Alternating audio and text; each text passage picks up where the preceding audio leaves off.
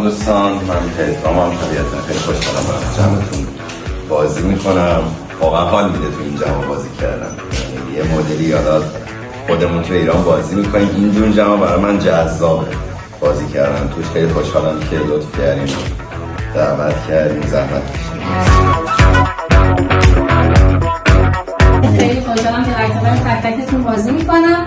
ممنون از مافیا هاوس که ما رو دور هم جمع میکنه و اینکه بازی یاد میگیرم از تک تکتون. یه چیزی بهت بگم، با هیچ کس هم میگه سخن نیست ولی کم تو خارجه، چون بشرف ها فردا من با تو میام بالا. من دفترم رو وا کردم، تو هیچی ندیدی تو بقیه، سریع اومدی رو دفتر من که حواست به شهروند باشه. خانم شما که بدونم قطعی ما شما توی صحبت‌ها دو تا نقص یعنی در مورد خود من. اولش گفت که در زنی نسبت به ندارم، بعدش گفت که 50% شهروند مافیایی، آخری که می‌خواد صحبت کنه گفت فکر کنم مافیا. آقای بهتی من شما ترفند کردم.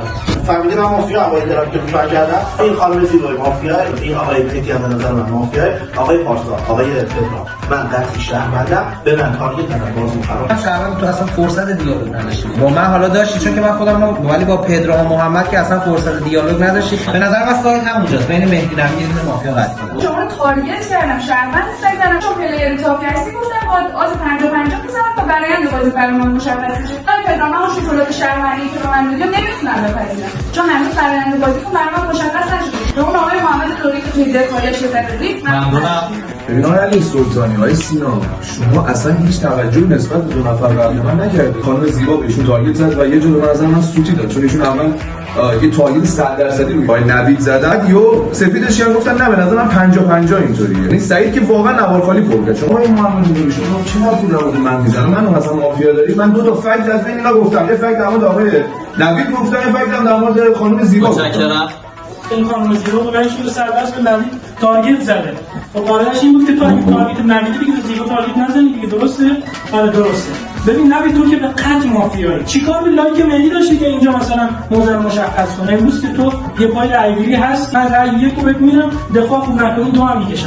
ببین اینجای بازی نمید فرهادی اومده گفته مهدی شهروندم، پارسا کباسی هم شهروندم، من تارگت نمیخورم، پارسا کباسی تارگت نمیخوره، نوید تک تارگتی بالا اینجای بازی. میگین زیبا شهرونده، زیبا کاری به شهرونده نوید فرهادی نداره. من بازی برام واقعا گنگه اینجای بازی. موضوع نوید خیلی اومده پایین، ولی خب امروز باید ساید بین مهدی و نوید باز بشه. نه آقای خانم زیبا رو شهروند نکنه. خانم زیبا چه وجه اشتراکی بین من و اینا آورده؟ گفت نه اینا با ما این آقا با آقای نوید تارگت زدن. آقای نوید خود تارگت زدن، من شما رو کاور کردم. چجوری میتونین همزمان هم یه کسی که کاور کرده مافیا هستن و کسی که تارگت کرده تو پوزیشن شهروندی چجوری میشه در آقای مهدی فکت واسه مافیا من میگه نفر 4 هیچ کدوم از تارگت نزدم به شما بودم. خودم من یه چیزی سر صحبت به تو گفتم، ببینم ریاکشنت چیه. ریاکشنت همون چیزی بود که من توی ذهنم ساخته بودم. اگه مافیا باشی انجام اول محمد چیه توی بالا؟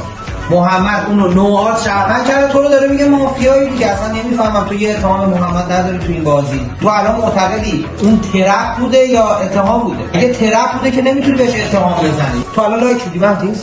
تو خواستی با دست نوید بازی کنی. خانم مهدیس به من تارگت زد، پارسا به من تارگت زد. من دیالوگی با اونا نکردم. من به نظرم آقای محمد لوری مشکوک بود روز معارفه. ببین خانم زیبا اگه شهروندی بیاد این تارگت تو دارم تارگت میکنم. نمیدونم چرا باز مشکوکه. من چه چیزی از متوجه نمیشم تو بازی، یعنی نمیتونم چه بشینم. به نظرم این مافیا خیلی سنگین دارن به هم تارگت میزنن، یا مافیا زیاد تارگت نمیخوره و شهروند شده تو این بازی. یه چین بزرگی بین نوید، علی و زیبا. با حرفایی که بقیه زدن راجع به نوید، یعنی تارگت کش شد. این سه تا قطعا حداقل یه مافیا دیگه بینشون هست. این مثلا سارا خانم ساید الان بین من و نویده. تو اومدی این صدا رو چین می‌کنی الان؟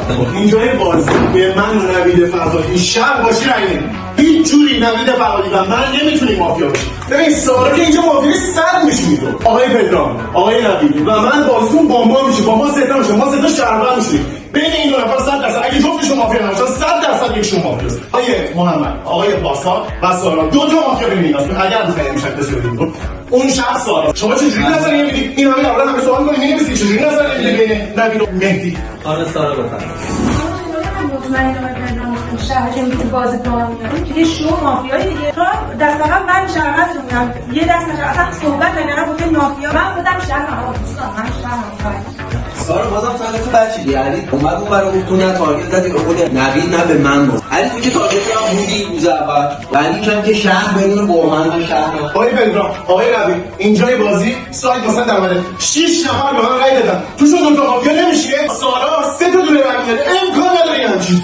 فردا استعلام میگیری. شهر خون اول سارا بعد پارسا. پارسا رو من گفتم مثل بازی قبلی نمیشه اینجا پارسا مافیای سگ بازی من حتما نقد فرد که گردن گرفته مهدی رو گردن گرفته یه اتهام نه خودت تو دفاعی به مهدی زدی نه اونی که شما دوتا رو تو این بازی شهروند کرده زدی پس به خاطر این من گفتم اگرم شما شهروند باشی اون رو کارت شهروندی شما داره شما رو شهروند کنه برای همین زدم کشتم نکته دو 6 تا رأی دو کی رأی دادم من رأی دادم آقای محمد رأی داد شما رأی داد سعید رأی داد مهدی هم رأی داد تو رأی دو دادی پس محمد لوری و اون آقای علی میری که سیف تو این بازی با هم دیگه مافیا یه دونه مافیا بین اینجا هست احتمالاً پدرام همینه بازی اصلا نمیتونی به من تو این بازی اتهام کنی من مریض چی شد من یه برای شهروند شدم برای من تو مافیایی من که تارگت قصد تو بودم میگفتی نوید شهر من مافیا آقای پارسا جایی که نوید رو می‌خواستی بیاد بالا واسه چی بری شهر کنن که سایت براتون باز بشه الان دیگه من نوید شهروندم تو رو مافیا دارم آقای پارسا من با تو موافق بودم در مورد نوید ولی اونجایی که برداشتی